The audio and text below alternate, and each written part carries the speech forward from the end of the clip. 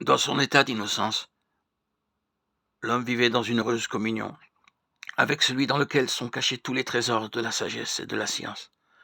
Colossiens 2:3. Mais après son péché, ne trouvant plus son plaisir dans la sainteté, il voulut se cacher loin de la présence de Dieu. Telle est encore la condition du cœur irrégénéré. Il ne bat pas à l'unisson avec le cœur de Dieu et il ne trouve par conséquent aucune jouissance dans sa communion.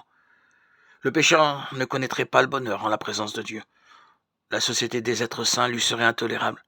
S'il lui était permis de franchir le seuil du ciel, il y serait malheureux. L'esprit de complet désintéressement qui règne en ce lieu où tous les êtres sont en harmonie avec l'amour infini ne ferait vibrer dans son cœur aucune corde sensible. Ses pensées, ses intérêts, ses mobiles seraient en opposition avec ceux de tous ses habitants. Il serait une note discordante dans la mélodie du ciel. Le ciel serait pour lui un lieu de torture. Sa seule pensée serait de s'éloigner de la face de celui qui en est la lumière et la joie. Ce n'est pas un décret arbitraire de la part de Dieu qui interdit l'accès du ciel aux méchants. Ils en sont exclus par leur incapacité de jouir de la compagnie de ses habitants.